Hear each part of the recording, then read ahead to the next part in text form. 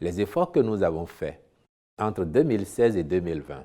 pour porter le niveau de satisfaction de nos besoins intérieurs de 0 à au moins 60% vont dans le sens de garantir la disponibilité de l'énergie électrique en qualité à nos concitoyens. Les efforts qui sont faits dans le cadre de l'exécution du PAG 21-26 pour atteindre l'autonomie visent à conforter, à renforcer l'existant pour qu'à terme, nous soyons totalement autonomes en matière de disponibilité énergétique. Et la conséquence immédiate, c'est effectivement, encore une fois, de démocratiser l'accès à l'électrification, mais ensuite d'assurer une bonne qualité de cette électricité à l'ensemble de nos concitoyens. Et vous n'avez pas de doute à cela,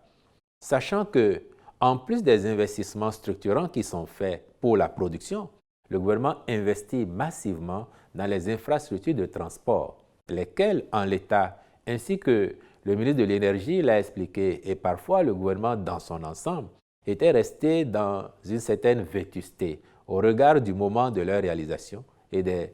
exigences du moment. Quand vous avez des équipements de transport de l'énergie électrique qui ont été construits il y a 50 ans, 40 ans, voire plus, et qui ne répondent plus forcément aux normes actuelles ou qui, entre-temps, ont connu des dégradations,